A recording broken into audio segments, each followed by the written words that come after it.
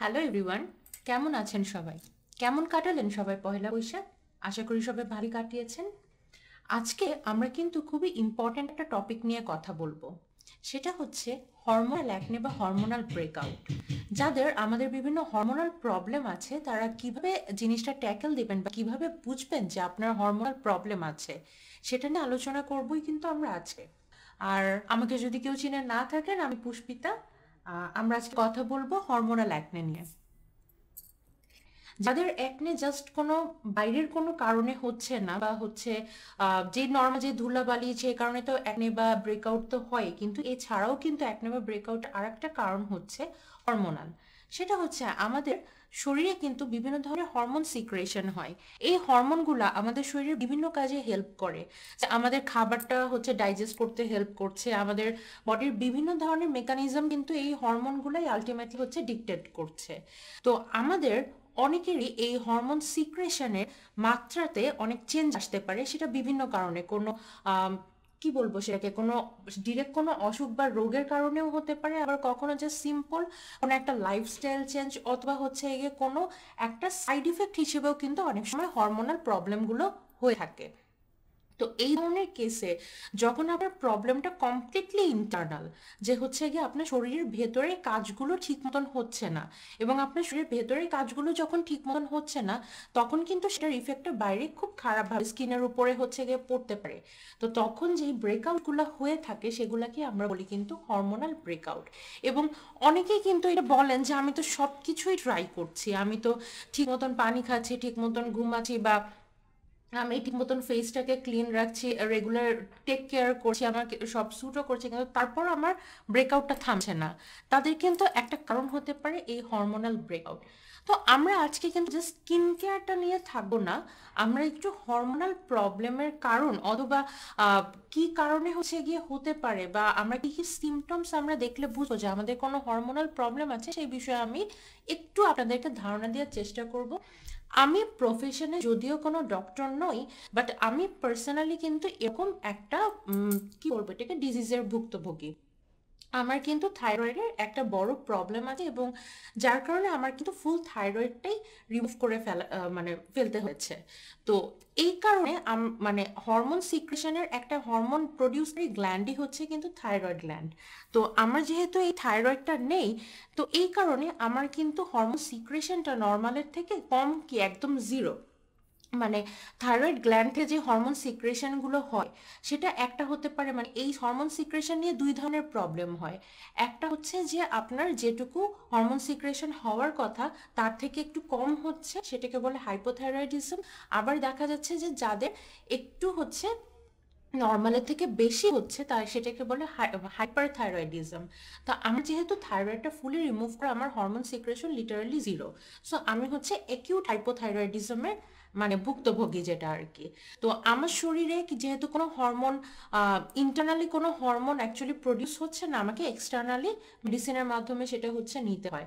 But দেখা যায় যে হচ্ছে গিয়ে যত আমরা এক্সটার্নালি নিই, আমার ভেতরে কিন্তু সেই প্রবলেমগুলোটা হয়েই থাকে। যে আমার যেহেতু ভেতরে মানে হরমোনটা কি আপনার শরীরে যতটুকু নিড সেই অনুযায়ী বা আপনার শরীরের স্ট্রাকচার অনুযায়ী এটা কিন্তু চেঞ্জ হয় সিক্রেশনটা।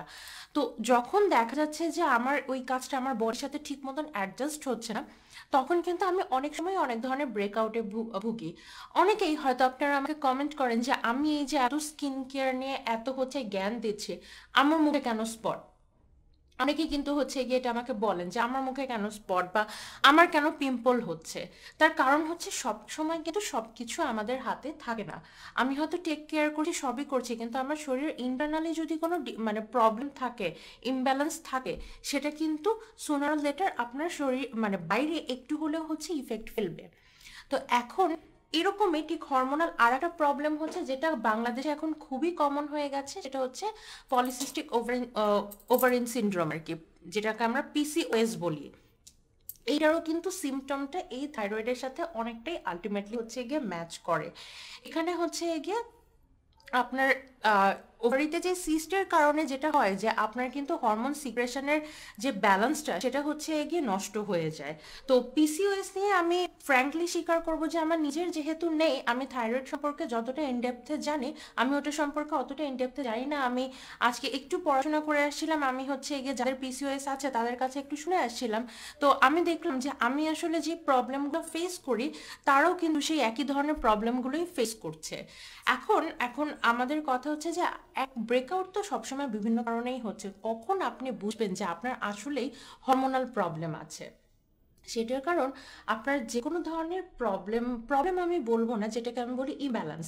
যে কোনো ধরনের ইমব্যালেন্স কিন্তু নর্মালি যে কোনো একটা ইফেক্ট না, কিছু আপনাকে হিন্টস দিতে থাকে, আপনাকে সেই হিন্টসগুলো বুঝতে হবে। আপনি চেক করবেন আপনার কি অ্যাব্রাপ্টলি কখনো ওয়েট হচ্ছে বাড়ছে বা কমছে কিনা। যে আপনার নর্মালি দেখা গেছে যে আপনার সবসময় একটা স্টেডি ওয়েট থাকে, হুট করে দেখলেন যে হচ্ছে এগে হয়তো কম পরিমাণে 2 কেজি 2 কেজি করেই বাড়ছে, কিন্তু প্রত্যেক মাসে মাসে বেড়ে যাচ্ছে, যেটা আপনার আগে কখনো হয়নি।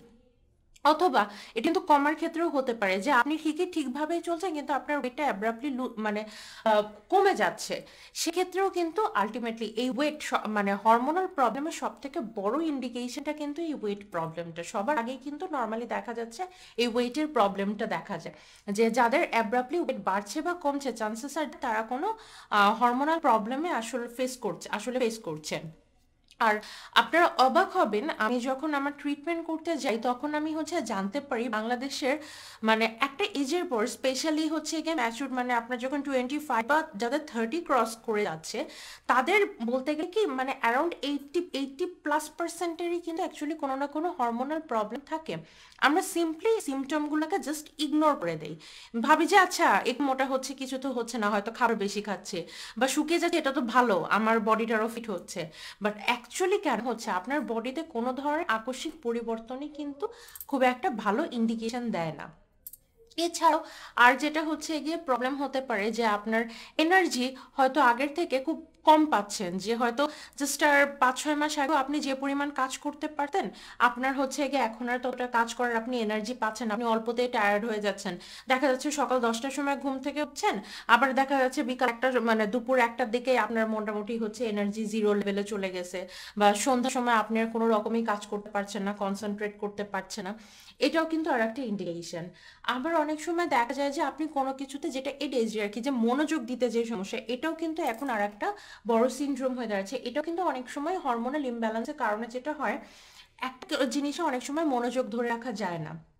এছাড়া ইনসমনিয়া বা সারাদিন ডিজিনেস, অথবা হচ্ছে এগিয়ে কোনো কারণ ছাড়া হয়তো আপনার ডিপ্রেশনের অন্য কোনো সিমটমস নেই, বাট আপনার কোনো কিছু ভালো লাগছে না বা মেজাজটা খুব খিটখিটে হয়ে আছে, আপনার শরীরে কোনো বল পাতেন না, এই ধরনের যদি কোনো সিমটম, আপনি একাধিক সিমটম যদি আপনি দেখেন যে আপনার ভেতরে এই সিমটমগুলো আছে, আমি আপনাদেরকে রিকোয়েস্ট করব আপনারা অবশ্যই আপনারা নিজে থেকে আপনার হরমোন লেভেলটা চেক করবেন। কারণ এই হরমোন ব্যাপারটাকে, হরমোনাল ইমব্যালেন্স ব্যাপারটাকে আমরা যতটা সহজভাবে দেখি জিনিসটা কিন্তু অতটা সহজ না। কারণ হচ্ছে আমরা চেঞ্জের শুরুতেই যদি আমরা আলটিমেটলি ওটাকে ট্যাকেল দিতে পারি, it is good for us. But যদি এটা অনেক বেশি হয়ে যায়, যখন আপনার ওয়েট অনেক বেড়ে গেল, তখন আপনি ডাক্তারের কাছে গেলেন, তখন কিন্তু আপনি কিন্তু একদিনে ওয়েট বাড়ানে আপনার এই হরমোনাল প্রবলেম দেখা যাচ্ছে। আর নর্মালি হরমোনাল প্রবলেমের আর একটা সিমটম হচ্ছে যদি কোনো বড় সড়ো কোনো ইমব্যালেন্স হয়, সেটা কিন্তু একদম ইনস্ট্যান্টলি আপনাকে ইফেক্ট দেখাবে না। সেটা হয়তো যখন হয়েছে তার 1.5 থেকে 2 বছর পরে যে আপনাকে সিমটমগুলো দেখাচ্ছে। তো আপনি যখন সিমটমগুলো দেখছেন তখন কিন্তু অলরেডি আপনি 1-1.5 বছর পিছানো। এবং তারপরেও আপনি যদি ওয়েট করতে থাকেন, আচ্ছা দেখা যাক কি হয়, দেখা যাক কি হয়, এরকম করে যদি আরো 1.5-2 বছর আপনারা হচ্ছে গিয়ে কাটিয়ে ফেলেন, তাহলে দেখা যাবে আপনি কিন্তু 3-4 বছর ধরে আপনার বডির যে ইমব্যালেন্স সেটাকে গ্রো করিয়েছেন। আপনি যখন লাস্ট মোমেন্টে ডক্টরের কাছে যাচ্ছেন তখন কিন্তু আসলে আপনার অনেকটাই ক্ষতি হয়ে গেছে, আপনার কিন্তু সেখান থেকে আবার নর্মাল লাইফে ব্যাক করতে অনেক বেশি আপনাকে পরিশ্রম করতে হবে। এবং মোস্ট অফ দ্য কেসে দেখা যায় যে মানুষ ওবেসিটিটাকে মেনে নেয়, যে হচ্ছে না আমি মোটা, এখন আমি আর এটা কিছু করতে পারবো না, আমি এভাবেই হচ্ছে এগিয়ে সামহাও রয়ে যাই, এরকম আনফিট বডি নিয়ে আসলে আমরা হচ্ছে রয়ে যাচ্ছি। বডি থাকতে একটা পারফেক্ট বডি বলে কিছু নেই, বা হচ্ছে গিয়ে ইটস লাইক আপনাকে কখনোই কাউকে ফলো করতে হবে না যে আমাকে পারফেক্ট স্কিন হতে হবে, পারফেক্ট বডি হতে হবে। বাট আপনার বডিকে ফিট রাখার জন্য, আপনার সুস্থ থাকার জন্য যেটুকু আপনার মেনটেন করা দরকার সেটুকু কিন্তু টেক কেয়ার আপনার নিজের সবসময় হচ্ছে করা উচিত। তো এই কারণে আমি যে সিমটমসগুলোর কথা বললাম সেখানে এক বা এক মানে এক না, যদি দেখেন যে একটা দুইটা সিমটমস হচ্ছে আপনাদের মিলে যাচ্ছে, তাহলে কিন্তু আপনারা অবশ্যই হচ্ছে একটু ডক্টর কনসাল্ট না করেন, অ্যাটলিস্ট আপনার হরমোনাল লেভেলটা একটু চেক করবেন। আপনার যখন হরমোনাল টেস্টগুলো করবেন দেখবেন আপনার আইডিয়াল যে পরিমাণটা থাকার কথা সেটা পাশেই লেখা থাকে।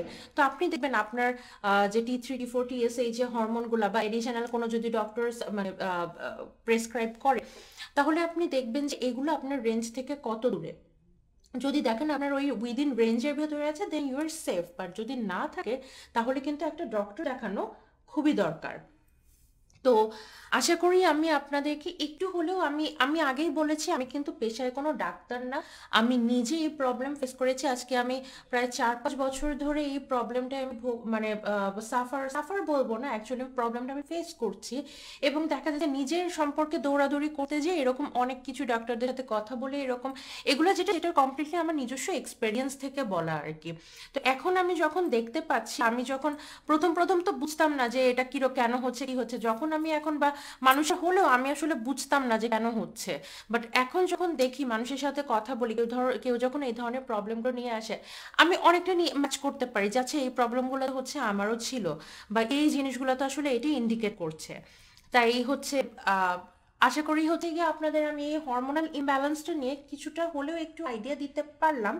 আমরা এর পরবর্তী স্টেপে যাব, কিন্তু আমি দেখি আপনাদের এ বিষয়ে কোনো হচ্ছে জিজ্ঞাসা বা হচ্ছে আমরা কিছু কমেন্ট নিয়ে নিই যে আপনারা এই বিষয়ে কিছু আর জানতে চান কিনা। নিশা তামান্না আপু লিখেছেন কোন হরমোন টেস্ট করতে হবে আপু? Common most probably T3 T4 TSH, তারপরেও হচ্ছে আপনার সন্দেহ থাকলে আপনি অবশ্যই ডক্টর কনসাল্ট করবেন।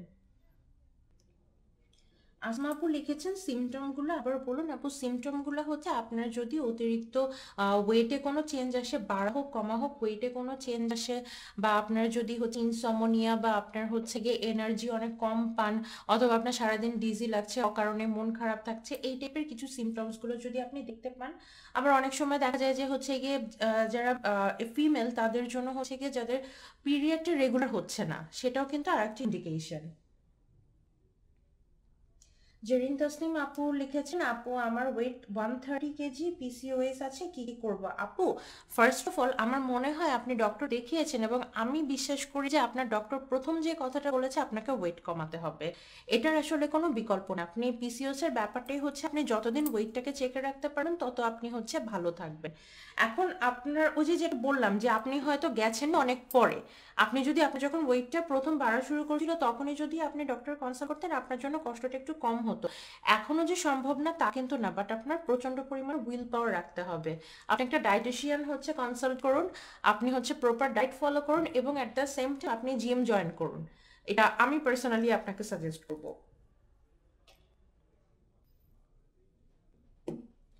আচ্ছা, আয়শা আপু লিখেছেন হরমোনাল অ্যাকনের সিমটমস গুলো আপু। অ্যাকনের সিমটমস ঠিক সবসময় বোঝা যায় না, অনেক সময় সেটা নর্মাল অ্যাকনের মতোই হয় বা সিম্পল র্যাশের মতনই হয়, বাট যখন আপনি দেখবেন যে কোনো প্রোডাক্টই কাজ করছে না আপনার উপরে, তখন আপনি একটু চেক করবেন, নিজের দিকে একটু লক্ষ্য রাখবেন যে আপনার শরীরে কোনো অ্যাবনর্মালিটি ওয়েটে বা হচ্ছে গিয়ে আপনার যেটা বলবো এনার্জি বা এই টাইপের কিছু, মানে হচ্ছে আপনার আহ, ঘুম হচ্ছে না, বা আপনি কাজে এনার্জি পাচ্ছেন না, মনোযোগ দিতে পারছেন না, কি আপনার ওয়েটে কম বেশি হচ্ছে, এই টাইপের কিছু জিনিস একটু চেক করবেন। যদি দেখেন আপনার আগে যা ছিল তার থেকে আপনার একটু অবনতি হচ্ছে, তাহলে কিন্তু আপনি একটু সন্দেহ করতে পারেন যে আপনার হয়তো বা কোনো হরমোন কারণে ব্রেকআউটটা হচ্ছে।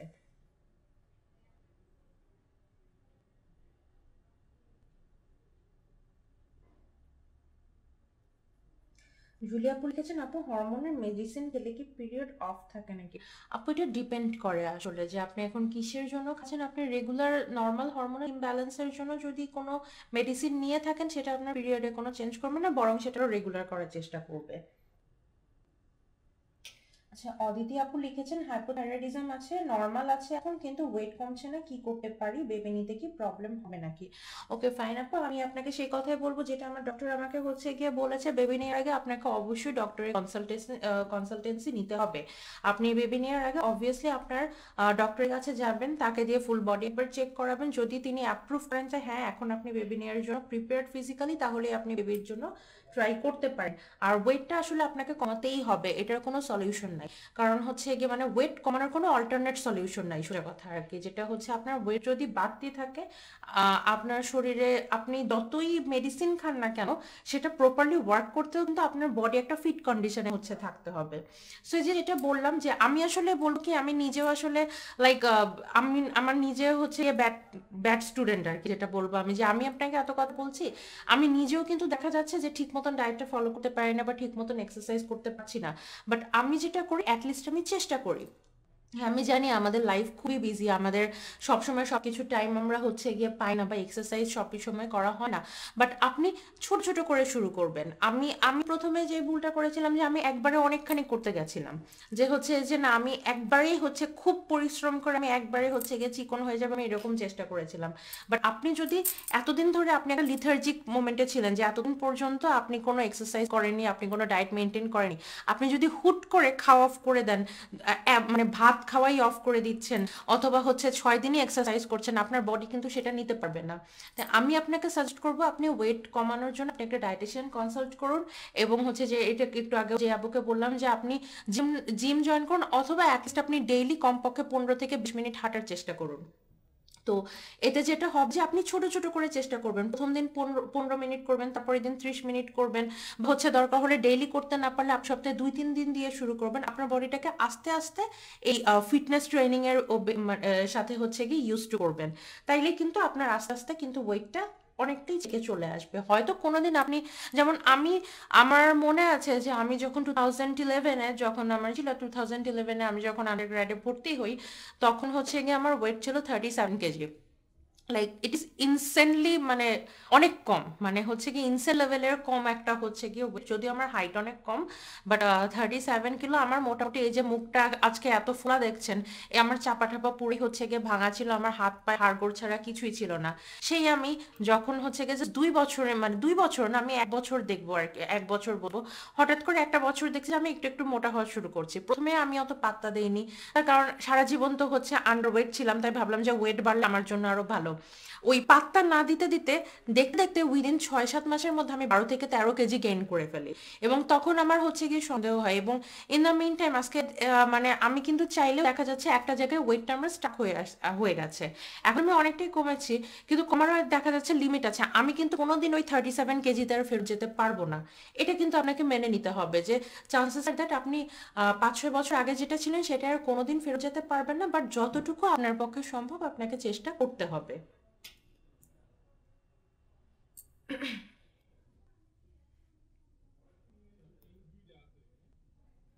আচ্ছা, হোলি ম্যারি আপু লিখেছেন, আপু ওয়েট রিডাকশনের জন্য জিম জয়েন করলে বাট জিম ছেড়ে দিলে তখন ওয়েট ইনক্রিজ হয়ে যায় কিনা। আচ্ছা, এটা নিয়ে অনেকের মনে খুব মানে রং একটা কনসেপ্ট আছে।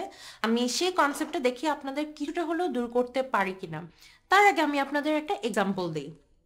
সে আপনি হচ্ছেন 1 মাস আপনি খুব ভালো ডায়েটে থাকলেন, যে আপনি সুগার অ্যাভয়েড করলেন, কার্বোহাইড্রেট অ্যাভয়েড করলেন, গ্রিন লিফি ভেজিটেবলস খেলেন, ফ্রুটস খেলেন, পানি খেলেন, মানে বেশি বেশি করে পানি খেলেন।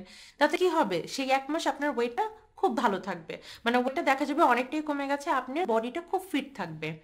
এরপরে আপনি টানা 2 সপ্তাহ burger, pizza, fried rice, deep fried জিনিসপাতি, ফ্রাইড চিকেন এগুলো খেলেন। তাহলে আপনি দেখা যাবে কি ওই গত 1 মাসে আপনি যতটা হচ্ছে গিয়ে লুজ করেছেন, তার ডাবল কিন্তু সেই 2 সপ্তাহে আপনি ইনক্রিজ করে ফেলেছেন। এটার কারণটা কি? এটার কারণ কিন্তু আপনার ডায়েট ছাড়া না, এটার কারণ হচ্ছে আপনার ব্যাড ডায়েট। যে আপনি আগের মানে হয়তো সেরকম স্ট্রং কোনো ডায়েট ফলো করছেন না, বাট আপনি যদি অ্যাটলিস্ট রেগুলার, মানে আপনার আপনার বডিতে ডেলি হচ্ছে গিয়ে 1500 ক্যালোরি করে লাগে, আপনি যদি পার ডে 4000 ক্যালোরি করে হচ্ছে গিয়ে খান, আপনার কিন্তু ওয়েটটা ইনক্রিজ হবে। জিনিসটা কিন্তু সিম্পল ম্যাথ। আপনার বডির ওভারঅল যে কাজকর্ম সেটা চালাতে আপনার হচ্ছে যদি 1500 ক্যালোরি লাগে, আপনি যদি দিনে 1200 ক্যালোরি খান, তাহলে কিন্তু সেই অতিরিক্ত 300 ক্যালোরিটা আপনার বডির এক্সট্রা ফ্যাট থেকে হচ্ছে চলে যাচ্ছে। আর আপনি যদি বডিতে 1500 ক্যালোরি লাগে, আপনি যদি ডেলি 2000 ক্যালোরি খান, ওই এক্সট্রা 500 ক্যালোরি কিন্তু আপনার বডিতে ফ্যাট হিসেবে জমা রয়ে যাচ্ছে। তো আপনি সুন্দর মতন হচ্ছে এগিয়ে ক্যালোরি কম খেয়ে আপনার ওয়েটটা কমালেন, কিন্তু পরে পরে হচ্ছে 14 দিন আপনি 4000 ক্যালোরি করে খেলেন, আপনার কিন্তু ওয়েট ইনক্রিজ হবে। সো জিনিসটার কারণ কিন্তু আপনার ডায়েট ছেড়ে দেয় না, জিনিসটার কারণ হচ্ছে আপনার ব্যাড ডায়েট। সেই কারণে এই জিম ছেড়ে দিলে ওয়েট বেড়ে যাওয়ার যে কথাটা আপনারা বলেন, সেটার কারণ কিন্তু জিম ছেড়ে দেওয়া না, সেটার কারণ হচ্ছে গিয়ে আপনার লেজিনেস। যে আপনি হতে গিয়ে অল টাইম ওয়ার্কআউটের ভেতরে আছেন, ওয়ার্কআউটের ভেতরে আছেন, হঠাৎ করে আপনি আপনার বডি নাড়াচ্ছেন না, আপনার শরীর সারাদিন আপনি চালাচ্ছেন, আপনি সারাদিন শুয়ে বসে থাকছেন, তো আপনার বডি তো একটা সময় হচ্ছে গিয়ে সেই ফ্যাটটা আবার গ্রো করা শুরু করবেই, তাই না? কারণ আপনি তো সেই ফ্যাট থেকেই শুরু করছেন। আপনি যখন লেজি ছিলেন আপনার শরীর ফ্যাট ছিল, এবং যখন আপনি এক্সারসাইজ করলেন আপনার শরীর টোন হলো, আপনি যখন ওই আবার লেজি স্টেটে ফেরত যাবেন তখন তো আপনার ফ্যাটটাই হওয়া শুরু করবে। তো এটার সাথে জিম শুরু করা বা ছাড়ার আসলে কোনো সম্পর্ক নয়, সম্পর্ক হচ্ছে আমরা কিভাবে লাইফ মেনটেন করছি। আপনি যদি জিম কোনোদিন না করতেন তারপরও আপনি ওই লাইফস্টাইল করলে ওই সেম পরিমাণে ওয়েটই গেইন করতেন আপনারা। সো আশা করি এই ধারণাটা হচ্ছে গিয়ে ক্লিয়ার হলো। আচ্ছা, কল্পকন্যা লিখেছেন যে হাইপোথাইরয়েডিজম থাকলে কি গ্রিন টি খাওয়া যায়? হ্যাঁ, আপু কেন খাওয়া যাবে না? হাইপোথাইরয়েডিজমের জন্য আই থিঙ্ক হচ্ছে গিয়ে ওয়েট মোস্ট প্রবলি পালং শাকটা হচ্ছে গিয়ে খেতে মানা করে ডক্টররা, যদি আপনার থাইরয়েড এখনো থাকে। আপনার থাইরয়েড যদি এখনো থাকে, পালং শাক আর বাঁধাকপি আমার ডক্টর আর কি মানা করেছিল, বাট আমার যেহেতু ফুল থাইরয়েডক্টমি হয়ে গেছে এখন, তাই আমার আর কোনো কিছুই হচ্ছে এগিয়ে বাধা নেই। সো আমি বলবো এই ডায়েটের বিষয়টা ঠিক আমি আমার কথাটা বিশ্বাস না করে আপনারা কাইন্ডলি ডক্টর কনসাল্ট করবেন, কারণ এক একজনের বডি অ্যালার্জি কমপ্লিটলি ডিফারেন্ট। তো অ্যাকচুয়ালি আমার এটা আসলে বলাটা উচিত হবে না আর কি, আমি আমার কেসে যেটা হয়েছে আমি সেটা বললাম।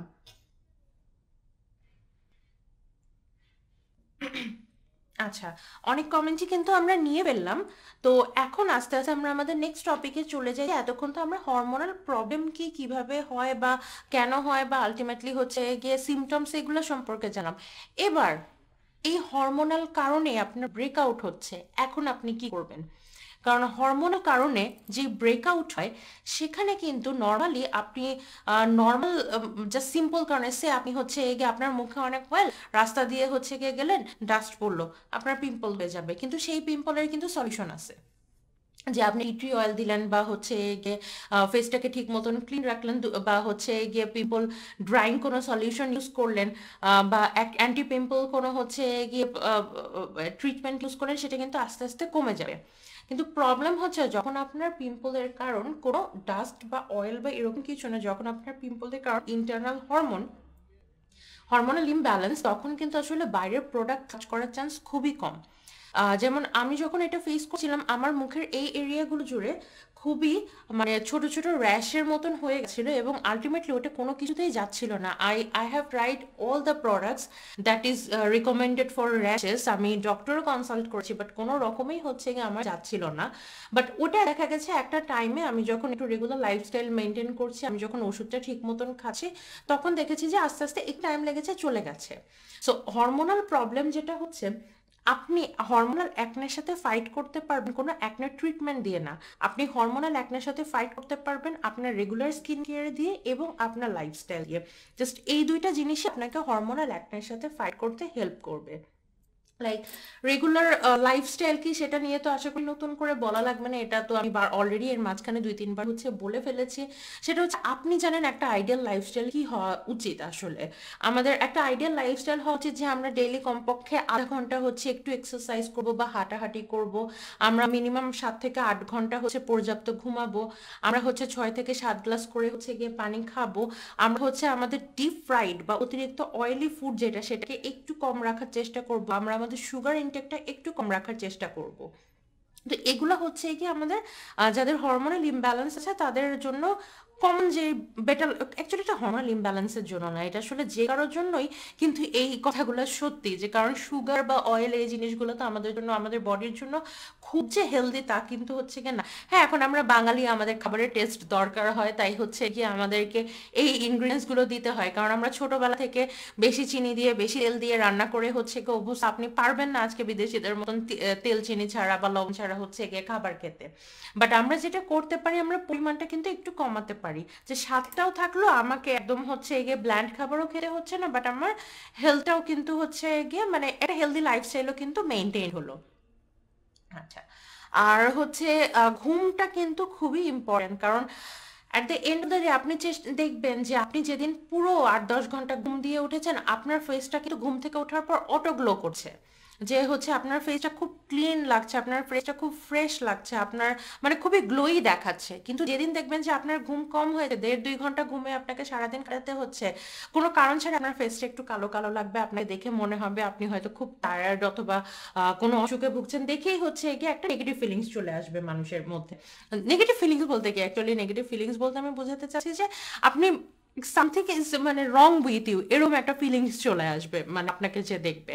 অ্যাকচুয়ালি যে দেখবেন না, আপনি নিজেও দেখবেন যে হচ্ছে এগিয়ে যেদিন আপনি পর্যাপ্ত ঘুম দিয়ে উঠেছেন, আপনার মাইন্ড যতটা ফ্রেশ, যেদিন হচ্ছে এগিয়ে আপনি লাইক হচ্ছে ঘুম কম হবে বা ঠিক মতন ঘুমাবেন না, বা টানা 3-4 দিন আপনি ঠিক মতন ঘুমাচ্ছেন না, তাতে কিন্তু আপনার মানে অনেক বেশি ফ্যাটিক যেন হচ্ছে ডিজি লাগবে অল ডে। সো ঘুমটা কিন্তু আসলে খুবই ইম্পর্টেন্ট। আর একটা ব্যাপার হচ্ছে আমাদের বডিটা হাইড্রেটেড রাখা, কারণ আলটিমেটলি আপনার স্কিন কিন্তু যে ময়েশ্চার, সত্যি কথা বলতে কি, আমাদের যদি এত পলিউশন বা কিছু না থাকতো, আমাদের জাস্ট ক্লিনজার আর ময়শ্চারাইজার এই দুইটা জিনিস থাকলে কিন্তু হয়ে যেত যে আমরা ফেসটাকে ক্লিন করবো আর ফেসটাকে হচ্ছে গিয়ে হাইড্রেটেড রাখবো, দ্যাটস ইট। কিন্তু দেখা যাচ্ছে আমাদের ওয়েদারটা এমন না, আমাদের ওয়েদারে প্রচন্ড ওয়েদারই ইমব্যালেন্সড, আমাদের হরমোনাল ইমব্যালেন্স দূরের কথা, আমাদের ওয়েদারটাই ইমব্যালেন্স, যে হচ্ছে গিয়ে যখন যে রুটে যে ওয়েদার থাকার কথা সেই ওয়েদার থাকছে না, প্রচন্ড হিউমিডিটি, প্রচন্ড ডাস্ট, এই কারণে দেখা যাচ্ছে আমাদের অ্যাডিশনাল অনেকগুলো প্রোডাক্টই কিন্তু ইউজ করতে হচ্ছে। এছাড়া আমরা আমাদের নিজস্ব লাইফস্টাইলের কারণেও কিন্তু অনেক প্রবলেম জোর করে হচ্ছে গিয়ে বানাই, সেটার জন্য কিন্তু আমাদের অ্যাডিশনাল প্রোডাক্ট ইউজ করতে হচ্ছে আসলে। সো আলটিমেটলি আমাদের স্কিন যে ময়েশ্চার, সো ময়েশ্চার আপনি বাইরে দিয়ে যতই দেন না কেন, আপনি যদি ভেতর থেকে নিজেকে হাইড্রেটেড রাখেন, সেটার কাজ কিন্তু অনেক বেশি। আপনার বাইরে একটা দামি ময়েশ্চারাইজারের থেকে আপনার কিন্তু ভেতর থেকে যদি আপনি নিজেকে হাইড্রেটেড রাখতে পারেন, সেটার ইফেক্ট ফার বেটার হবে। অবভিয়াসলি আমি বলছি না যে পানি খেলে আপনাকে ময়েশ্চারাইজার ইউজ করতে হবে না, জাস্ট আমি এটাই বলছি অনেক সময় ময়েশ্চারাইজার অতিরিক্ত পরিমাণে ইউজ করেও কিন্তু হচ্ছে কোনো লাভ হবে না যদি আপনার ভেতর থেকে হাইড্রেশনটা না থাকে। সো এইটা হচ্ছে আলটিমেটলি আমাদের লাইফস্টাইলের হচ্ছে গিয়ে যে চেঞ্জ। আর স্কিন কেয়ার নিয়ে আমি যেটা হচ্ছে গিয়ে বললাম যে স্কিন কেয়ারের বেলায় আপনাদের একটা প্রবলেম হলে সেটাকে টার্গেট না করে আপনি চেষ্টা করবেন আপনার যেন ওই প্রবলেমটা নাই হয় এরকম ভাবে হচ্ছে প্রিভেন্ট, কারণ হরমোনাল অ্যাকনের কেসে কিওরের থেকে প্রিভেন্টটা বেশি কাজ করে, কারণ কিওর হচ্ছে টোটালি লাকের উপরে ডিপেন্ড করে কিছুটা। আমি বলবো যে আপনার নর্মালি এক্সটার্নাল প্রোডাক্ট খুব কমই হচ্ছে গিয়ে কাজ করে, হ্যাঁ স্পট কারেক্টিং প্রোডাক্টগুলো কাজ করে, যে ইটস লাইক আপনার একনে যখন বা ব্রেকআউট হচ্ছে, আপনার ব্রেকআউট আপনি থামানোর চেষ্টা করতেছেন, কিন্তু প্রবলেমটা যখন ভেতরে, আপনি বাইরে কিছু দিয়ে আপনি থামাতে পারছেন না, বাট ওই ব্রেকআউটটা যখন থেমে যাবে তখন যে স্পট রিডাকশনটা সেটা কিন্তু প্রোডাক্ট দিয়ে করা সম্ভব। সো কোনটুকু প্রোডাক্ট দিয়ে করা সম্ভব, কোনটুকু করা সম্ভব না, এটা নিয়ে কিন্তু আপনাদের একটু আইডিয়া থাকতে হবে। আচ্ছা, তো আমরা বলছিলাম যে হচ্ছে কি প্রিভেনশন। তো প্রিভেনশন আমরা কিভাবে করতে পারি? প্রিভেনশন আমরা করতে পারি, একটু আগে বললাম আমাদের লাইফস্টাইল, সবার আগে আমাদের নিজেদের শরীর ঠিক রাখতে হবে।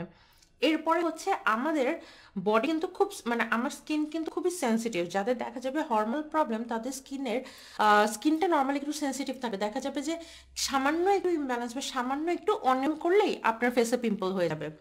অনেক সময় দেখবেন জাস্ট ঘুম কম হয়েছে এর জন্য কিন্তু আপনার ব্রেকআউট শুরু হয়ে গেছে, অথবা আপনি একদিন পানি কম খেয়েছেন তাতেই হচ্ছে গিয়ে আপনার ব্রেকআউট শুরু হয়ে গেছে। সো এগুলোর সাথে যেটা করতে হবে, আপনার স্কিনকে খুব ভালো করে অল টাইম ক্লিনস রাখতে হবে। All time means all time মানে 24 আওয়ার। আপনার স্কিনে যদি দেখা যায় 10 মিনিটের জন্য কোনো ডাস্ট পড়ে থাকবে, তখনই দেখবেন যে আপনার ব্রেকআউট হয়ে যাচ্ছে। সো এই কারণে যাদের হচ্ছে গিয়ে হরমোনাল প্রবলেম আছে তাদেরকে ব্রেকআউটকে প্রিভেনশনের জন্য যেটা করতে হবে, আপনাকে অল টাইমে স্কিনকে ক্লিয়ার রাখার চেষ্টা করতে হবে। এখন আমি জানি এটা আমাদের দেশের কনটেক্সটে খুবই ডিফিকাল্ট একটা ব্যাপার, কারণ আমাদের রাস্তায় কি ঘরের ভেতরেই ডেইলি আমরা দেখি যে আমাদের সোফা বা ফার্নিচারের উপর এক গাদা ধুলো হচ্ছে গিয়ে পড়ে আছে। তো আমরা দেখা যাচ্ছে যে হচ্ছে ঘরের ভেতরে আবার মুখে ধুলো পড়ে আছে, আর বাইরে গেলে তো হচ্ছে কথাই নেই। সো এই কেসে আপনারা যেটা করতে পারেন, ফার্স্ট অফ অল সকালবেলা বের হওয়ার আগে এবং রাতে বাসায় ফেরার পরে তো অবশ্যই আপনি মুখটা ক্লিনস করবেন, বাট আপনি অফিস বা এডুকেশনাল ইনস্টিটিউশন বা আপনি যে ডেস্টিনেশনে যাচ্ছেন না কেন, যেখানে আপনি লং টাইম থাকবেন, সেখানে একদম যেই আপনি আপনার মুখটাকে একটা ওয়েট ওয়াইপ দিয়ে ক্লিনস করে নেওয়ার চেষ্টা করবেন। এছাড়াও আপনার ফেসটাকে আপনার যখনই মনে হবে কোনো কারণে হচ্ছে এগিয়ে অনেক ড্রাইং লাগছে, তখন ড্রাইং বলছি যে একটু ডাস্টি মনে হচ্ছে বা হচ্ছে এগিয়ে আপনি কোনো ধুলো জায়গার ভেতর দিয়ে যাচ্ছেন, তখনই কিন্তু আপনার ফেসটাকে পরপরই হচ্ছে এগিয়ে ক্লিনস করে রাখতে হবে। এখন সমস্যা হচ্ছে এই বারবার ক্লিনস করার কারণে আরেকটা পটেনশিয়াল প্রবলেম হয়, সেটা হচ্ছে ওভার ড্রাইং। আপনি যখন স্কিনকে বারবার করে ক্লিনস করছেন তখন কিন্তু আপনার স্কিনের ময়েশ্চার ব্যারিয়ার আবার হচ্ছে নষ্ট হয়ে যাচ্ছে, কারণ আপনার ময়েশ্চারটা চলে যাচ্ছে। তো এই কারণে প্রতিবার স্কিন ক্লিনস করার পরে ইনস্ট্যান্টলি আপনার একটা ভালো ময়েশ্চারাইজার ইউজ করাটা কিন্তু খুবই জরুরি। এছাড়া যারা হচ্ছে অল টাইম এসির ভেতরে থাকে তাদের একটা ফেস মিস্ট দিয়ে নিজের মুখটাকে একটু স্প্রে করে নেবেন, তাহলে ওই যে ময়েশ্চার ল্যাক অফ ময়েশ্চারাইজার যে ব্যাপার, ময়েশ্চারের যে ব্যাপারটা সেটা কিন্তু অনেকটাই আপনাদের সলভ হয়ে যাবে। সো অ্যাকচুয়ালি বলতে গেলে কি, আমাদের রেগুলার স্কিনের যে প্রবলেমগুলো, যে ডাস্ট অথবা ময়েশ্চারের প্রবলেম অথবা এভরিথিং, সেই সেম প্রবলেম কিন্তু হরমোনাল অ্যাকনের কেসেও। বাট যেটা হয় আপনার রেগুলার যাদের স্কিন তাদের হয়তো একদিন দুই দিন অনিয়ম করলে স্কিনটা সেটা সহ্য করবে, বাট যেটা যাদের হরমোনাল স্কিন তাদের হচ্ছে স্কিনটা ওটা সহ্য করবে না। যে আপনার 10 মিনিট অনিয়ম হয়েছে, সেই 10 মিনিটের মধ্যে দেখবেন যে আপনার রাস্তা দিয়ে যেতে যেতে আপনার হচ্ছে গিয়ে একটা পিম্পল চলে এসেছে। এটাই হচ্ছে গিয়ে প্রবলেম। সো এর জন্য আমাদেরকে যেটা করতে হবে, একটা হেলদি লাইফস্টাইল ফলো করতে হবে এবং আমাদের হচ্ছে গিয়ে লাইক স্কিনটাকে সবসময় ক্লিনস রাখতে হবে, হাইড্রেটেড রাখতে হবে। তো আমরা কি ধরনের প্রোডাক্ট হচ্ছে গিয়ে ইউজ করব আর করব না, এইটা নিয়ে আমি একটু পরে আবার আলোচনা করছি, বা কি ধরনের ডুজ অ্যান্ড ডোন্টস বা প্রোডাক্টসের কেসে কোন ধরনের প্রোডাক্ট ইউজ করা উচিত এবং উচিত না হরমোনাল অ্যাকনে কেসে, সেই ধরনের কিছু ডুজ অ্যান্ড ডোন্টস আমরা আলোচনা করব। তার আগে আমরা কিছু কমেন্ট নিয়ে নিই।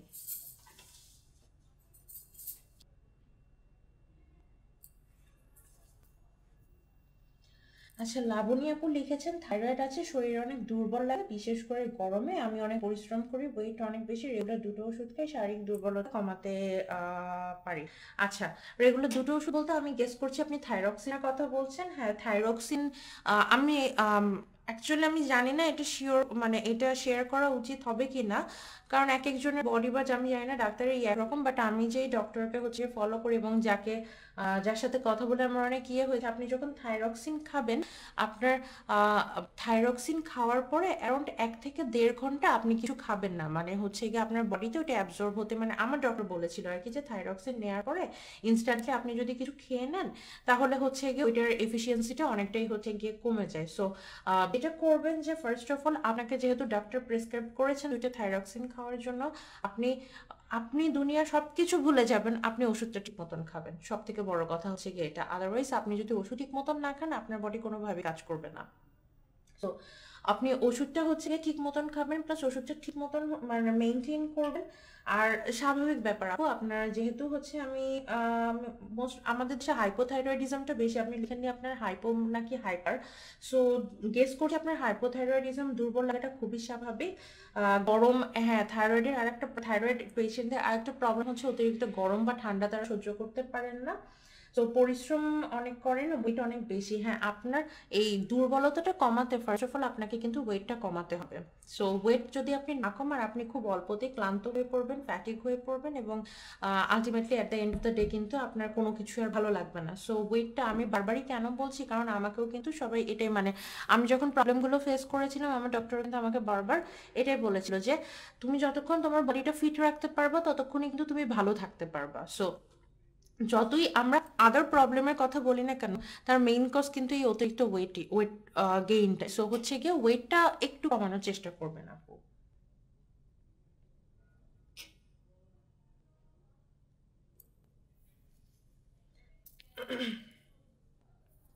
হলদিমারি লিখেছেন যে আপনি, আমি শর্টে পড়ছি যে আপনি হচ্ছে ডায়েটিশিয়ান দেখিয়েছেন, জিম করছেন কিন্তু আপনার খুব বেশি কমছে না। হ্যাঁ আপু, এটা খুবই নর্মাল।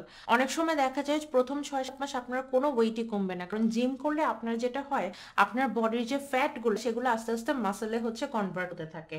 অ্যান্ড আপনি দেখবেন, আপনি নেটেই আজকে সার্চ করবেন, আমার কথা বিশ্বাস করতে হবে তা না, মাসেলের ওয়েট কিন্তু ফ্যাটের ওয়েটের থেকে বেশি। এই জন্য দেখা যায় অনেক সময় প্রথম 3-4 মাস ওয়েট কমাতো দূরের কথা, অনেকের আবার দেখা যায় যে 2-1 কেজি বেড়েও যায়। সো ওয়েট দিয়ে চিন্তা না করে আপনি আপনার ড্রেসের দিকে চিন্তা করবেন যে আপনার বডি কতটুকু হচ্ছে গিয়ে ফিট হচ্ছে। আপনি যদি দেখেন ড্রেস আগের থেকে বেটার ফিট হচ্ছে, আপনার ড্রেসটা আগে থেকে লুজ লাগছে, যেটা আগে ফিটিং ছিল সেটা লুজ লাগছে, বা যেটা ওভার মানে খুবই টাইট ফিটিং ছিল সেটা নর্মাল লাগছে, তাই বুঝবেন এটা আপনার পজিটিভ চেঞ্জ। অলওয়েজ ওয়েটের দিকে দেখবেন না, কারণ প্রথম 5 থেকে 6 মাস, অনেকের কাছে 1 বছর হয় যে হচ্ছে গিয়ে ওয়েট খুবই কম লুজ করে, অথবা অনেকের ওয়েট একটা জায়গায় স্টাক হয়েই থাকে। সো এটা খুব নর্মাল। আচ্ছা, এখন আমরা স্কিন কেয়ারের ডুজ অ্যান্ড ডোন্টস নিয়ে কথা বলবো হরমোনাল অ্যাকনের বা হরমোনাল ব্রেকআউটের জন্য। আমি প্রথমে যেটা বললাম যে আপনাদেরকে ফেসটাকে খুব ভালো করে ক্লিনসড রাখতে হবে, এবং ফেসটাকে খুব ভালো করে ক্লিনসড রাখার জন্য আপনি যে ক্লিনজারটা ইউজ করবেন ওই যে হিতে বিপরীত যেন না হয়ে যায়। আপনি যখন ক্লিনজারটা ইউজ করবেন তখন এমন কোনো ইনগ্রিডিয়েন্টসের ক্লিনজার ইউজ করবেন না যেটা আপনার স্কিনে স্যুট করে না অথবা আপনার স্কিনের জন্য হার্মফুল। আপনি চেষ্টা করবেন অতিরিক্ত প্যারাবেন বা এই টাইপের যে ইনগ্রিডিয়েন্টসগুলো সেগুলো হচ্ছে গিয়ে অ্যাভয়েড করতে, এবং ডার্মাটোলজি টেস্টেড যেই হচ্ছে ক্লিনজারগুলো সেগুলো ইউজ করতে, বা হচ্ছে হাইপো অ্যালার্জিক যেগুলাতে আপনার স্কিনে রিয়াক্ট করার চান্স খুবই কম। কারণ আমি বারবারই বলছি যে হরমোনাল অ্যাকনে কিন্তু নর্মাল অ্যাকনে থেকে খুব বেশি ডিফারেন্ট না। জাস্ট প্রবলেমটা হচ্ছে গিয়ে আমাদের স্কিনে, যে যাদের নর্মাল স্কিন তাদের হয়তো যেই অনিয়নটা খুব ইজিলি সহ্য করতো সেটা হরমোনাল অ্যাকনের ওরা সহ্য করে না। তাই আপনি যদি একটা ভুল প্রোডাক্ট ইউজ করেন বা একটা ভুল ইনগ্রিডিয়েন্ট ইউজ করেন, দেখা যাবে আপনার ব্রেকআউট হয়ে গেছে, এবং এই ব্রেকআউটটা একবার শুরু হলে আপনার থামাতে কিন্তু অনেক দিন টাইম লেগে যাবে। তো আপনারা চেষ্টা করবেন হাইপো অ্যালার্জেনিক বা ডার্মাটোলজি টেস্টের যে হচ্ছে ক্লিনজারগুলো সেগুলো হচ্ছে ইউজ করতে। হাইপো অ্যালার্জেনিক মানে কি, যেটা আপনার অ্যালার্জিক রিয়াকশন, যেটা অ্যালার্জিক রিয়াকশন হবে এমন ইনগ্রিডিয়েন্টস যেই ফেস ওয়াশে বা ক্লিনজারে খুব কম পরিমাণে আছে। আর ডার্মাটোলজি টেস্টেড মানে কি, এটা হচ্ছে গিয়ে ওই যারা ডার্মাটোলজিস্ট তারা টেস্ট করে দেখেছেন যে হচ্ছে গিয়ে লাইক এটাই আপনার স্কিনের হার্ম হওয়ার চান্স খুবই কম। সো এরকম আমি আপনাদেরকে সাজেস্ট করতে পারি ক্লিনজার, সেটা হচ্ছে এই যে সিটাফেলের জেন্টল স্কিন ক্লিনজার। ও আর একটা কথা যেটা আমি বললাম, যে একটু আগে আমি বলেছিলাম যে আপনাদের স্কিন কিন্তু খুব ভালো করে ক্লিন রাখতে হবে। যদিও আইডিয়াল নিয়ম হচ্ছে দিনে মাত্র 2বার ফেস ওয়াশ দিয়ে বা ক্লিনজার দিয়ে মুখ ক্লিন করা, বাট আপনি যদি একাধিকবার ডাস্টের ভেতরে যান আপনাকে একাধিকবারই ক্লিন করতে হবে। এবং এই ক্লিন করার জন্য যেটা হয়, আপনার স্কিন অতিরিক্ত ড্রাইং হয়ে যেতে পারে। এজন্য আপনারা সবসময় কিন্তু খুবই মাইল্ড বা জেন্টল ক্লিনজার ইউজ করবেন। খুব অয়েল রিপিং বা হার্শ ক্লিনজার ইউজ করবে না, তাতে হবে আপনার স্কিন কিন্তু খুবই ডিহাইড্রেটেড হয়ে যাবে। তখন দেখা যাবে ক্লিনস রাখতে যে ডিহাইড্রেশন ময়েশ্চার ব্যারিয়ার আপনি নষ্ট করে ফেলছেন। তাই খুবই জেন্টেল হাইড্রেটিং টাইপের হচ্ছে গিয়ে ক্লিনজার আপনারা ইউজ করবেন। তো এটা খুবই জেন্টেল একটা ক্লিনজার, ডার্মাটোলজি টেস্টেড। এগেইন আপনাকে যে এই প্রোডাক্টটা ইউজ করতে হবে আমি এটা বলছি না, আমি জাস্ট আপনাদেরকে একটা সাজেশন দিচ্ছি। সো যারা হচ্ছে একটা ডার্মাটোলজিস্ট জেন্টাল ক্লিনজার খুঁজছেন হরমোনাল প্রবলেমের জন্য, তারা এটা কিন্তু ট্রাই আউট করতে পারেন। আচ্ছা, আর একটা ব্যাপার হচ্ছে, যাদের একটু dead skin cell pile up বেশি হয় তাদের কিন্তু স্ক্রাবটা খুব পছন্দ। আমি জানি যে হচ্ছে গিয়ে স্ক্রাব করলে ইনস্ট্যান্ট আপনার স্কিনে একটা গ্লো দিচ্ছে, এটা দেখতে খুব ভাল লাগে। আমি জানি যে এই স্যাটিসফ্যাকশনটা অনেকে মানে খুবই দরকার আমাদের। বাট দ্য থিং ইজ, যখন আপনার হরমোনাল ব্রেকআউট হচ্ছে তখন যদি আপনি হার্ড স্ক্রাব দিয়ে ওই পিম্পলে হচ্ছে ঘষাঘষি করতে থাকেন, প্রবলেম যেটা হবে যে ওই পিম্পলটা একটু মানে ফেলে যেয়ে আশেপাশে হচ্ছে গিয়ে চলে যাবে, এবং যখন ওই আশেপাশে চলে যাবে তখন ওই জায়গায় নতুন করে হচ্ছে গিয়ে পিম্পল দেখা দিবে। সো যখন আপনার ব্রেকআউট চলছে আপনি কিন্তু কখনোই স্ক্রাব মানে হচ্ছে দানাদার যে স্ক্রাবগুলো, হার্শ যে স্ক্রাবগুলো, সেটা কখনোই ইউজ করবেন না। এছাড়াও যখন আপনার ব্রেকআউট হবে না তখনও কিন্তু আপনি খুব বড় বড় দানার যে সেন্টিভসের যেই হচ্ছে বড় বড় দানার হার্শ দানার যেই স্ক্রাবগুলো আছে সেগুলো তো আপনি কখনো ইউজ করবেন না। তার বদলে আপনি ইউজ করবেন খুবই মাইল্ড পরিমাণে হচ্ছে গিয়ে দানা থাকলেও খুব মাইল্ড, যে হাতে দিলেও দেখা যাচ্ছে হাত কেটে যাচ্ছে না, এরকম হাতে বাচ্ছে না, কোনো রকমে হচ্ছে গিয়ে মানে ফিল করা যাচ্ছে, এই টাইপের খুবই জেন্টেল অ্যান্ড মাইল্ড টাইপের স্ক্রাব আপনারা ইউজ করবেন। আর যখন অ্যাক্টিভ অ্যাকনে থাকবে বা ব্রেকআউট থাকবে বা র্যাশেস থাকবে তখন আপনি কোনো ধরনের স্ক্রাবই ইউজ করবেন না। তখন আপনি ইদার পিলিং যে লোশন বা পিলিং যে ক্রিম এগুলো ইউজ করবেন, অথবা আপনারা কেমিক্যাল এক্সফোলিয়েটর ইউজ করবেন। তো এইরকম আমি একটা ক্লিনিং মানে পিলিং লিকুইড বা হচ্ছে গিয়ে জেল টাইপের দেখাতে পারি, সেটা হচ্ছে গিয়ে বডি শপের ভিটামিন সি। না এই পিলিং সলিউশন বা পিলিং জেল এই কনসেপ্টটা অনেকের কাছে নতুন হতে পারে। এটা যেটা করে, আপনি যখন এই টেক্সচারটা দেখবেন, এটা টেক্সচারটা খুবই লিকুইডি একটা টেক্সচার। আপনি যখন ফেসটা ক্লিনস করে এই লিকুইডটাকে আপনার মুখে খুব আলোভাবে মাসাজ করবেন তখন দেখবেন এটা রাবারের মতন হচ্ছে, রাবার মোছার পরে যেরকম হচ্ছে গিয়ে গুঁড়া গুঁড়া দানার মতন দেখা যায় লম্বা লম্বা, সেরকম ভাবে আপনার ফেস থেকে হচ্ছে গিয়ে ওরকম দানার মতন পাইল আপ হচ্ছে। এটা যেটা করে, এটা কিন্তু আপনি দেখতেই পাচ্ছেন, এটা নাম শুনে দেখে আপনারা বুঝতে পারছেন এটা কিন্তু vitamin C. So in a মানে milder form of chemical exfoliation it is. So এই ভিটামিন সিটা কিন্তু আপনার যে ডেড স্কিন সেল, তার সাথে আপনি যখন ম্যাসাজ করছেন ভিটামিন সিটা তার সাথে হচ্ছে গিয়ে লেগে আপনার ডেড স্কিন সেলটা উঠিয়ে আনার চেষ্টা করছে খুবই মাইল্ডভাবে, এবং যে ডেড স্কিন সেলটাই কিন্তু এরকমভাবে দানা দানা হয়ে আছে। অনেক সময় ডেড স্কিন না থাকলেও হতে পারে, নর্মালভাবে হচ্ছে উপরে ডার্ট বা এই টাইপের জিনিসও হতে পারে, বাট নর্মালি ডেড স্কিন সেলগুলো এরকম দানা দানা করে হচ্ছে গিয়ে উঠিয়ে আনে। এতে যেটা হলো, আপনার পিম্পলের উপরে কোনো প্রেশার পড়লো না, সেই দানার মানে হার্শ দানার কারণে আপনার পিম্পলটা ফেটেও গেল না, আপনার যে এক্সফোলিয়েশন সেটাও হচ্ছে গিয়ে হলো। তবে হ্যাঁ, যাদের পেইনফুল, অনেক সময় হরমোনাল অ্যাকনে হয় কি, অনেকগুলো অ্যাকনে না, একটা অ্যাকনে কিন্তু বিশাল জায়গা জুড়ে আর প্রচন্ড পেইনফুল, হচ্ছে ওটার কোনো মুখ নেই, লাল হয়ে থাকে, ওটার ভেতরে কিছু দেখা যায় না, প্রচন্ড পরিমাণে পেইনফুল, আপনি যাই করেন না কেন থাকতেছে, 1-1.5 মাস আগে হচ্ছে গিয়ে যাচ্ছে না, তো আর হচ্ছে গিয়ে যখন যাচ্ছে প্রচন্ড পরিমাণে স্কার করে দিয়ে যাচ্ছে বা খুব ডার্ক একটা স্পট করে দিয়ে যাচ্ছে। এই ধরনের যখন হবে তখন আমি সাজেস্ট করবো আপনি লিকুইড পিলগুলো ইউজ করবেন না, আপনি কোনো ফিজিক্যাল স্ক্রাব বা হচ্ছে এগুলো লিকুইড পিল এগুলো কিছু ইউজ করবেন না, আপনি সিম্পলি কেমিক্যাল এক্সফোলিয়েটারগুলো ইউজ করবেন। কেমিক্যাল এক্সফোলিয়েটার মানে ভিটামিন সি, এইচএ, বিএইচএ এগুলা। তবে আমি পার্সোনালি যেটা বলবো, আপনার হরমোনাল অ্যাক্টের জন্য ভিটামিন সিটা খুব ভালো হচ্ছে গিয়ে কাজ করে। তো আমরা কিন্তু একটু আগেই বলেছিলাম যে হচ্ছে ব্রেকআউটকে আপনার প্রিভেন্ট করতে হবে। ব্রেকআউট শুরু হয়ে গেলে কতদিন সেটা থাকবে বা হচ্ছে কতদিন সেটা যাবে, সেটা কিন্তু অনেক সময় আপনার হাতে নাও থাকতে পারে। তো সেই মুহূর্তে আপনি যেটা করবেন, আপনার এই ব্রেকআউট থেকে আপনার যেন কোনো পার্মানেন্ট স্কার না হয়ে যায় সেটা চেষ্টা করবেন। লাইক আপনি কিন্তু যতই টেম্পটিং হোক না কেন, যতই আপনার অসহ্য লাগুক না কেন, আপনি ভুলেও ওই পিম্পলগুলোকে পিক করবে না বা চেপে বের করার চেষ্টা করবেন না, ব্রোন স্টিক দিয়ে গুতাগুতি করবেন না। এতে করে যেটা হবে, আপনার কিন্তু নর্মালি আপনি যদি গুতাগুতি না করেন, এই পিম্পলটা কিন্তু একটা সময় ম্যাচিউর হয়ে যাবে, সে অটোমেটিকই কিন্তু হচ্ছে গিয়ে বের হয়ে যাবে। কিন্তু আপনি যখন প্রিম্যাচিউর অবস্থা ওখানে গুতাগুতি করবেন, তখন কিন্তু আপনার নর্মাল স্কিনের উপরে, স্কিন সেলের উপরে প্রেশার পড়বে, অ্যান্ড ওটা কিন্তু আপনার উপর পার্মানেন্ট একটা স্কারিং করে দিবে। সেই স্কারটা যে আপনার 3 থেকে 4 বছরও লেগে যেতে পারে যদি ওই বড় বড় পেইনফুল বলা হচ্ছে পেইনফুল পিম্পলগুলো হয়। সো এই কারণে আপনার যতই টেম্পটিং লাগুক, আপনি কখনোই সেটা পিক করার চেষ্টা করবেন না। এবং একটু আগে বললাম, হার্শ কোনো স্ক্রাব ইউজ করবেন না, এমন কিছু ইউজ করবেন না যেটা হচ্ছে ওটাকে ফাটিয়ে দেওয়ার মতন রিস্ক থাকে। তো সেই ধরনের কেসে আপনি হচ্ছে গিয়ে ব্রেকআউটটা হয়তো কন্ট্রোল করতে পারবেন না, বাট ব্রেকআউটটা যাতে ওর্স না হয় সেটা নিয়ে কিছু মেজার, মানে প্রিভেন্টিভ মেজার নিতে পারেন, যেটা আমি বললাম, এতক্ষণ হার্ড স্ক্রাব ইউজ করবেন না, গুতাগুতি করবেন না, স্কিনকে ঠিক মতন ক্লিনস রাখবেন, ময়শ্চারাইজড রাখবেন। অ্যান্ড তবে মানে কতদিন আপনি ব্রেকআউটটা কন্ট্রোল করতে পারবেন এটা আপনার হাতে না থাকলেও, স্কারটাকে যাতে একটু কম করা যায় এবং স্কারটা যাতে একটু তাড়াতাড়ি চলে যায়, সেটা কিন্তু আপনি কন্ট্রোল করতে পারবেন। সেটা হচ্ছে আপনার ব্রেকআউটটা থেমে যাওয়ার পরে। সবসময় মনে রাখবেন, আপনি যদি ব্রেকআউট থাকা অবস্থায় স্কার ট্রিটমেন্ট ইউজ করেন, এটার কাজ করার সম্ভাবনা খুবই কম, কারণ আপনি দেখবেন একই জায়গায় কিন্তু পিম্পলগুলো হয়। আপনি স্কার ট্রিটমেন্ট শুরু করলেন, 2 দিনের মধ্যে ওইখানে আর একটা পিম্পল, সেই স্কারের উপরে স্কার, স্কারের উপরে স্কার। সো ওইটা কিন্তু কোনো কাজ করছে না। সো যখন আপনার ব্রেকআউট হবে, তখন আপনারা প্রথমে চেষ্টা করবেন এই ব্রেকআউটটা যাতে থামে। ব্রেকআউটটা থামার পরে আপনারা স্কার ট্রিটমেন্ট হচ্ছে গিয়ে শুরু করবেন। তো আমি পার্সোনালি যেটা দেখেছি, স্কার ট্রিটমেন্টের জন্য হরমোনাল অ্যাকনের কেসে ভিটামিন সিটা খুবই কার্যকরী। তবে ভিটামিন সি ইউজ করার জন্য আপনাদের কিছু ডুজ অ্যান্ড ডোন্টস কিন্তু আছে, যেটা কোনোভাবেই ভুললে চলবে না। আপনি যখন ভিটামিন সি ইউজ করবেন, আপনাকে কিন্তু সানস্ক্রিন ইউজ করাটা এবং 2 ঘন্টা পর পর রিঅ্যাপ্লাই করা এবং SPF 50 এবং PA+++ সানস্ক্রিন ইউজ করাটা খুবই ম্যান্ডেটরি।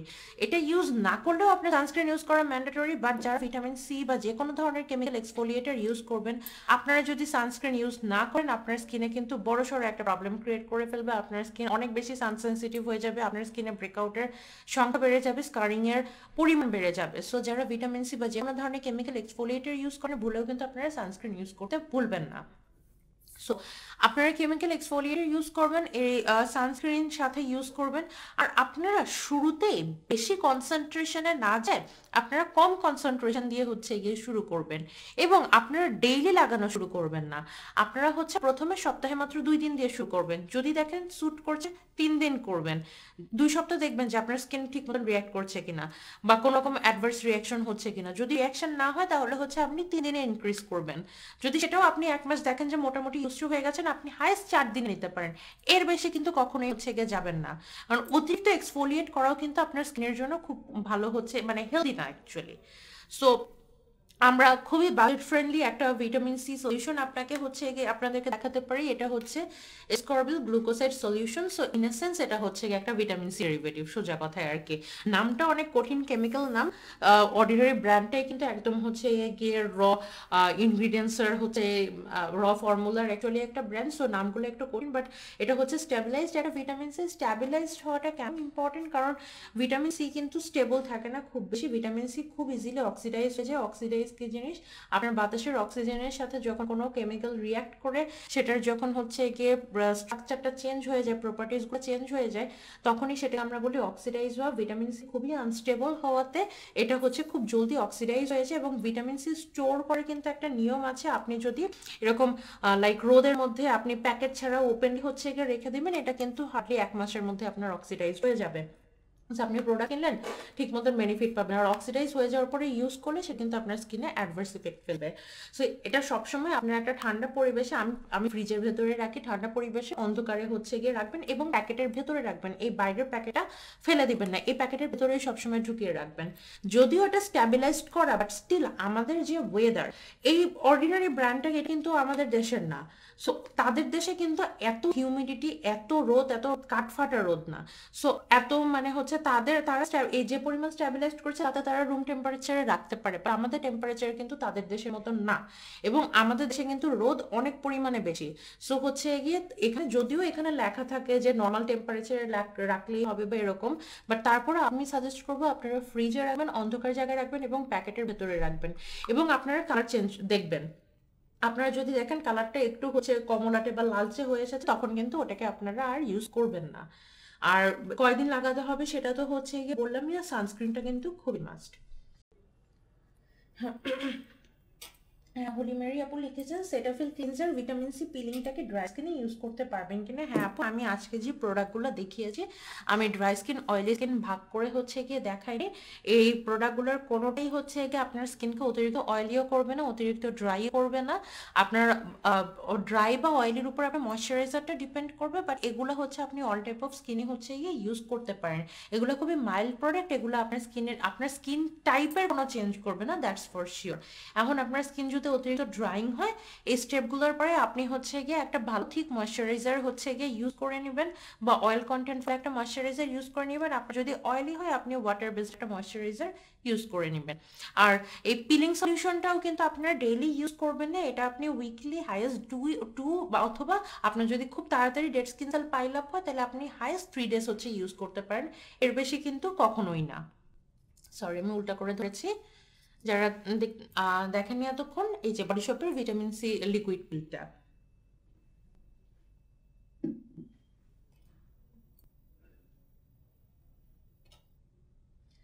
শ্যামা আপু লিখেছেন যে অনেক বেশি হরমোনাল ব্রেকআউটে কোনো সানস্ক্রিন ইউজ করতে পারেন না, আপনি বেড়ে যে কোন সানস্ক্রিন ইউজ করবেন। আপু, আপনি আপনার স্কিন টাইপ এবং হচ্ছে আপনার যদি কোনো অ্যালার্জি থাকে, এই ধরনের রিকোয়ারমেন্টসগুলো দিয়ে আপনি সাজগোজের পেজে ইনবক্স করবেন, আমাদের কাস্টমার কেয়ার আপনার স্কিন টাইপ বুঝে, আপনার রিকোয়ারমেন্ট বুঝে আপনাকে পারফেক্ট একটা সানস্ক্রিন সাজেস্ট করে দিবে।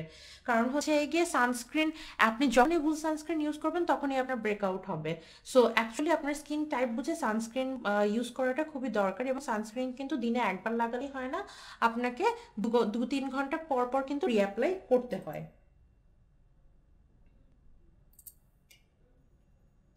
আচ্ছা, তো সাইদা হাফসা লিখেছেন, আপু আমার স্কিন রে আমি কি মুখে বায়োল ইউজ করতে পারবো কিনা। যদি আপনার স্যুট করে, বায়োল স্যুট করে, আপনি ইউজ করতে পারবেন, দ্যাট ইজ এটা ফেসে অ্যাপ্লিকেবল, প্রবলেম নেই। তবে হচ্ছে যাদের অয়েলটা স্যুট করে না স্কিনে বেশি, বা যাদের ওপেন পোর্সের প্রবলেম আছে, পোর ক্লগ করতে পারে, তাদের জন্য অয়েলটা সরাসরি মুখে না দেওয়াই ভালো আমার মতে। সো আমরা আজকে অনেক কথা বলে ফেললাম, যদিও আজকে প্রোডাক্ট সাজেশনের থেকে একটু থিওরিটিক্যাল কথাবার্তা বা কমপ্লিকেট কথাবার্তাই হয়তো বা বেশি বলেছি। অ্যান্ড এগেন লাস্ট টাইমে বলে নিচ্ছি, আমি যেগুলো বলেছি সেগুলো একান্ত আমার নিজস্ব এক্সপিরিয়েন্স থেকে জানা। আমি কোনো সার্টিফাইড ডক্টর না, সো আমার কথা আপনাকে মানতেই হবে এরকম কিছু না। আমি জাস্ট আপনাদেরকে হিন্টস দিলাম যে কি ধরনের কেসে আপনি বুঝবেন যে আপনার হরমোনাল প্রবলেম আছে। ট্রিটমেন্ট আপনি অবশ্যই ডক্টরের কথা নেবেন, এবং স্কিন কেয়ার নিয়ে আপনি কি করতে পারেন সেটা সম্পর্কে হালকা একটা সাজেশন দিলাম। আমি যে প্রোডাক্টগুলো দেখালাম সেগুলোই আপনাদের ইউজ করতে হবে এমন না, বাট আমি যে প্রোডাক্ট ক্যারেক্টারিস্টিকগুলো বললাম, ডার্মাটোলজি টেস্টের, জেন্টেল, এই টাইপের প্রোডাক্টগুলো আপনারা ইউজ করার চেষ্টা করবেন। এছাড়া আপনাদের প্রোডাক্ট নিয়ে কোনো সাজেশন থাকলে আমাদেরকে ইনবক্স করবেন, আমরা রিপ্লাই দেওয়ার চেষ্টা করব। সো আজকে এ পর্যন্তই। আপনারা এছাড়াও আর কি কি নিয়ে জানতে চান আমাদেরকে জানাবেন। আজ তাহলে এ পর্যন্ত থাকবে, সবাই ভালো থাকবেন, বাই।